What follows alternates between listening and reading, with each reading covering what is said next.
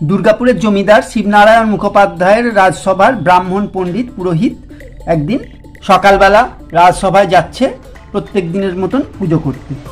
গলায় তার নারায়ণের শালগ্রাম শিলা ঝুলিয়ে নিয়ে যাচ্ছে, যাতে কোনো অনাচার না হয় এবং শালগ্রাম শিলা অপবিত্র না হয়ে যায়।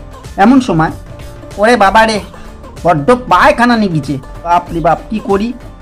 এখনও তো রাজবাড়ি অনেকটাই রাস্তা, আর যা পায়খানা নিগিছে তাতে তো এতটা রাস্তা আমি হেঁটে যেতে পারবো বলে তো মনে হয় না। ওরে বাবারে বাবার, কী যে করি! চারদিকে গলায় রয়েছে পবিত্র শালগ্রাম শিলা, নারায়ণ রয়েছেন, এনাকেই বা কোথায় বসাই, কোথায় রাখি? কেউ তো নেই আশেপাশে, দেখছি যে তার হাতে দেয়া যায় না, কেউ কোথাও নেই। তাহলে বরং এক কাজ করি, কেউ তো নেই, কেউ তো দেখছে না, ওই গাছটার এক পাশে নারায়ণ শিলাটাকে নামিয়ে আমি বরং চট করে পায়খানাটা সেরে নিই। এই বলে ব্রাহ্মণ পুরোহিত নারায়ণ শিলাটাকে একটা গাছের তলায় রেখে ঝোপের আড়ালে পায়খানা করতে বসলো।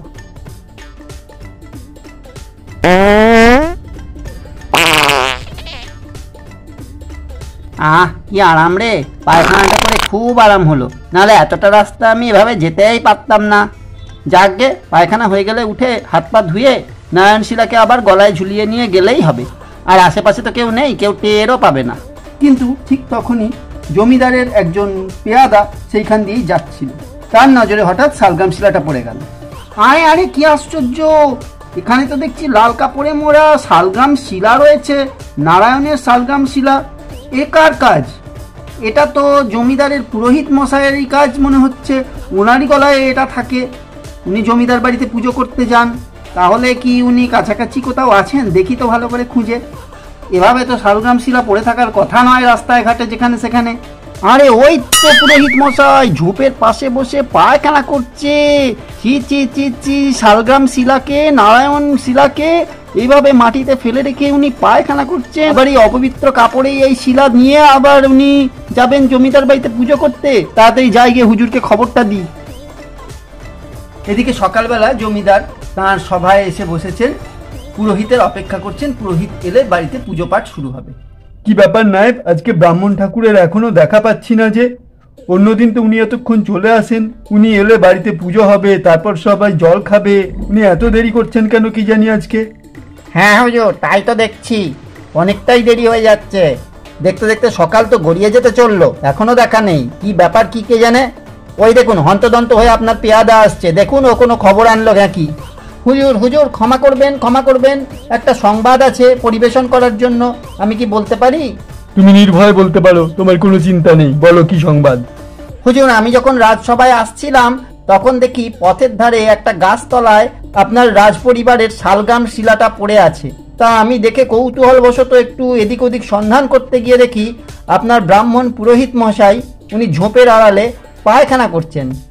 তা যতদূর বুঝলাম, পায়খানা হয়ে গেলে উনি ওই কাপড়েই ওই শালগ্রাম শিলা নিয়ে কিন্তু এই রাজবাড়িতে আসবেন পুজো করার জন্য। আপনি এর একটা বিহিত করুন হুজুর। কি কি বললে? ব্রাহ্মণ পুরোহিতের এটুকু জ্ঞান নেই? পায়খানা করে সেই নোংরা কাপড়ে, সেই অপবিত্র কাপড়ে শালগ্রাম শিলা ছোবে, আর সেই শালগ্রাম শিলা দিয়েই রাজ পরিবারের পুজো করবে? ছি ছি ছি ছি ছি ছি, এ কখনো হতে দেওয়া যায় না। আসুক, আমি এর ব্যবস্থা নিচ্ছি। ওই দেখুন এসে গেছে। আপনি কিন্তু বলবেন না হুজুর যে এটা আমি আপনাকে বলেছি। আমি এখন চললাম। আজ্ঞে প্রণাম হয় হুজুর, একটু দেরি হয়ে গেল আজকে। সে তো বুঝলাম, কিন্তু দেরিটা কি জন্য একটু জানতে পারি কি? আজ্ঞে হুজুর, আসার সময় রাস্তায় আমার খুব জোরে একটু বেগ চেপে গেছিল হুজুর, তাই আর সামলাতে পারিনি। ওই জন্য আমি গাছতলায় বসে বেগ নিষ্ক্রমণ করে তবেই এসেছি। তা বেশ, তা বেশ, তা খুব ভালো করেছো। কিন্তু কথা হচ্ছে যে শালগ্রাম শিলা কি নিয়েই তুমি এই কাজ করেছো? ছি ছি ছি ছি হুজুর, কি বলছেন, কি বলছেন? তাই কি কোনোদিন করা যায়? এত অপবিত্র কাজ আমি এই করতে পারি? আমি শালগ্রাম শিলাকে মহা যত্নে একটা গাছতলায় সুন্দর পরিষ্কার জায়গা থেকে রেখে তবেই সে কাজ করেছি। আচ্ছা, বেশ বেশ বেশ, সে মেনে নিলাম। কিন্তু তারপর কি তুমি সেই বস্ত্রেই শালগ্রাম শিলা আবার ছুঁয়েছো? আগে হ্যাঁ হুজুর, স্বীকার করতে লজ্জা নেই, আমি তখন অন্য বস্ত্র পাবোই বা কোথায়? তাই জন্য আমি তো ওই বস্ত্রেই আমি শালগ্রাম শিলা নিয়েছি। তবে হ্যাঁ, আমি পুকুরের জল ছিটিয়ে নিয়েছি সারা গায়ে ভালো করে। ও, এই ব্যাপার। তুমি একজন ব্রাহ্মণ পুরোহিত পণ্ডিত হয়ে তুমি এত বড় একটা পাপাচার করতে পারলে? এত বড় একটা অন্যায় কাজ করতে পারলে? ছি, আমার ভাবতেও ঘেন্না লাগছে। সমগ্র রাজসভাকে তুমি অপবিত্র অশুচি করে দিলে আজ। শোনো, আজ থেকে এই রাজসভার, এই রাজ পরিবারের পুজো করার কোনো অধিকার তোমার নেই। এই শালগ্রাম শিলা তুমি ওইখানে রেখে যাও, আর যতদিন না তুমি এর প্রায়শ্চিত্ত করছো ততদিন এই রাজ পরিবার তো বটেই, আমার সারা জমিদারির রাজত্বে তুমি কোথাও কোনো প্রজার বাড়িতে পুজো করতে পারবে না। যাও, তোমাকে আমি এই মুহূর্তে আমার সভা ছেড়ে যেতে বলছি। শালগ্রাম শিলা রেখে দিয়ে তুমি চলে যাও, কারোর বাড়ি তুমি পুজো করবে না, কারোর বাড়ি তুমি পুজো করবে না যতদিন তুমি এর প্রায়শ্চিত্ত করছো। আজ্ঞে হুজুর, এত বড় শাস্তি দেবেন না, আমি তো না খেতে পেয়ে মারা যাব হুজুর। আপনি আপনার শাস্তি তুলে নিন হুজুর। আমাকে বেশি রাগিয়ে দিও না, যা বলছি তাই করো। এক্ষুনি এখান থেকে বেরিয়ে যাও, নইলে পেয়ারা রেখে তোমাকে বার করতে হবে। জো আজ্ঞা হুজুর, এই রইল আপনার শালগ্রাম শিলা, আমি তাহলে চললাম। এই বলে ব্রাহ্মণ শালগ্রাম শিলা একটা বেঞ্চের ওপর রেখে দিয়ে জমিদারের সভা ত্যাগ করে চলে গেল। জমিদার বাড়ি থেকে পুজোর কাজ হারিয়ে পণ্ডিত তো ভারাক্রান্ত মনে নিজের বাড়ির দিকে হেঁটে যেতে লাগলো। যা, আমার জমিদার বাড়ির কাজটা গেল, কি সুন্দর পুজো পাঠ করতাম, ব্রাহ্মণ পণ্ডিতের সম্মানটা ওখানে পেতাম, সেই কাজটা আমার চলে গেল। ছি ছি ছি, কি করব আমি এবার? ছেলে মেয়ে বউ নিয়ে কি খাবো আমি এবার? সংসার চালাবো কি করে? আমি তো কোনো অন্যায় করিনি, তাহলে জমিদার কেন আমাকে এত কড়া শাস্তি দিল? একটু কম শাস্তি দিলেও তো পারতো।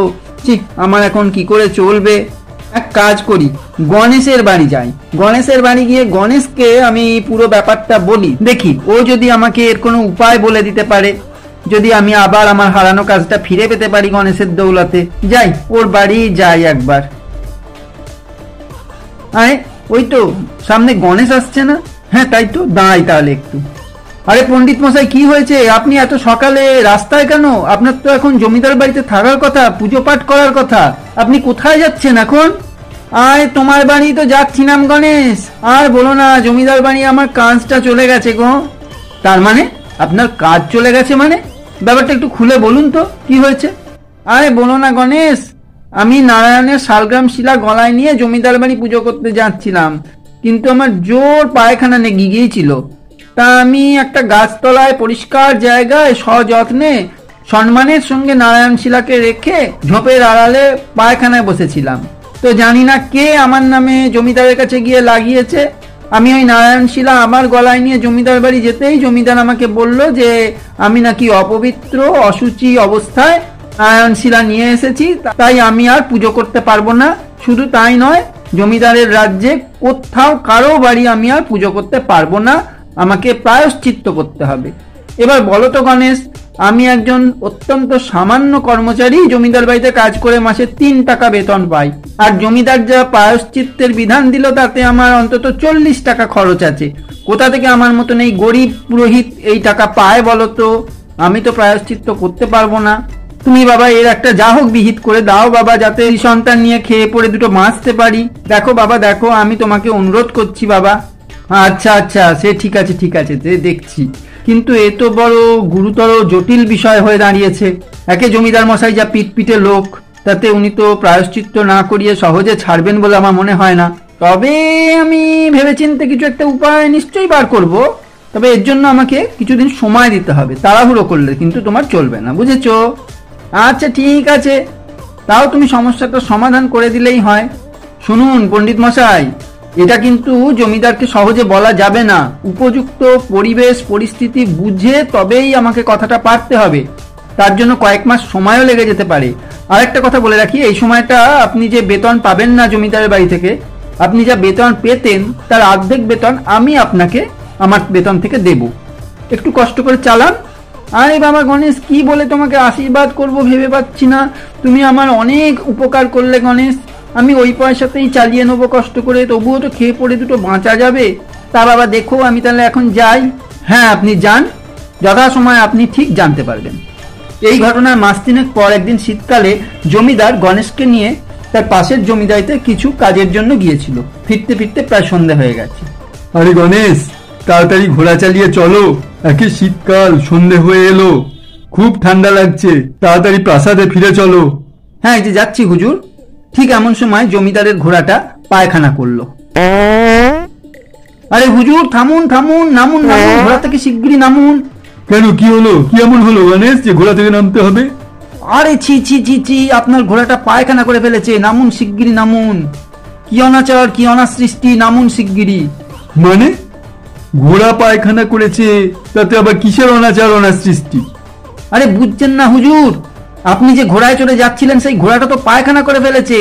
তাহলে কি করতে হবে? আপনাকে তো এখন এই শীতকালে বাড়ি যেতে পারবেন না। বাড়ি যাওয়ার আগে আপনার গায়ে জড়ানো যে সমস্ত গরম পোশাক আছে, শাল আছে, সমস্ত কিছু খুলে আপনাকে নদীতে স্নান করে শুদ্ধ হয়ে তবে আপনি যেতে পারবেন।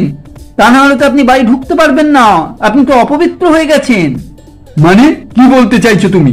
পায়খানা করেছে আমার ঘোড়া। তা আমাকে কেন স্নান করতে হবে আর এই শীতের জিনিস কাচতে হবে? তুমি কি চাও এই শীতে আমি কেঁপে মরে যাই? কি আবোল তাবোল বকছো তুমি? আরে না না হুজুর, আবোল তাবোল কেন বকবো? এটা তো আপনারই করা নিয়ম। আমি আমি আবার এই নিয়ম কবে কোথায় করলাম? দেখো, ঘোড়া তো আমার বাহন মাত্র, আমি তো আর পায়খানা করে ফেলিনি। আমি যদি পায়খানা করে ফেলতাম তাহলে আমাকে সব কাচতে হতো, চান করতে হতো, কিন্তু আমি যাচ্ছি ঘোড়ার পিঠে। ঘোড়া তো আমার বাহন মাত্র, তাতে তো আমার কোনো অসুবিধা নেই। আমি অপবিত্র হইনি, কিচ্ছু হয়নি। থামো, চলো। না হুজুর, হতেই পারে না এটা। তাহলে আপনি একটু ভেবে দেখুন তো, বেচারা দরিদ্র ব্রাহ্মণ পণ্ডিত, তার খুব জোর পায়খানা পেয়েছিল বলে সে পায়খানায় গেছিল, তাতে আপনার শালগ্রাম শিলা অশুদ্ধ হয়ে গেল, আপনি তাকে কাজ থেকে বরখাস্ত করলেন এবং কঠোর প্রায়শ্চিত্তের বিধান দিলেন। তো তাহলে সেও তো আপনার শালগ্রাম শিলার বাহন মাত্র ছিল। শালগ্রাম শিলা তো আর পায়খানা করে ফেলেনি যে সে অশুচি হয়ে গেল। ঘোড়াও যেমন আপনার বাহন, সে পায়খানা করেছে বলে আপনি অপবিত্র হলেন না। তাহলে শালগ্রাম শিলার বাহন যখন পায়খানা করেছে, তাহলে শালগ্রাম শিলা কি করে অপবিত্র হলো? আর যদি আপনার ঘোড়াকে প্রায়শ্চিত্ত করতে না হয়, তাহলে কেনই বা সেই ব্রাহ্মণকে প্রায়শ্চিত্ত করার বিধান দিলেন? এবার আপনি বলুন। ও হো হো গণেশ, বুঝতে পেরেছি বুঝতে পেরেছি, তুমি আমার চালেই আমাকে বাজিমাত করলে। বেশ বেশ, খুব বুদ্ধি তোমার, জানি আমি। যাক, সব বুঝতে পেরেছি, আমারই ভুল হয়েছে, আমারই অন্যায় হয়েছে। আমি কালকেই ওই ব্রাহ্মণ পণ্ডিতকে ডেকে পাঠিয়ে আবার রাজসভায় তার পুজোর কাজে তাকে নিয়োগ করব। আর সেই সঙ্গে তার প্রায়শ্চিত্তর কথা আমি যখন একবার ঘোষণা করেছি, সে তো মকুব করতে পারি না। তার প্রায়শ্চিত্তের যা কিছু খরচ সেটা আমি বহন করব। তাহলে খুশি তো? অবশ্যই হুজুর। হা হা হা হা হা হা।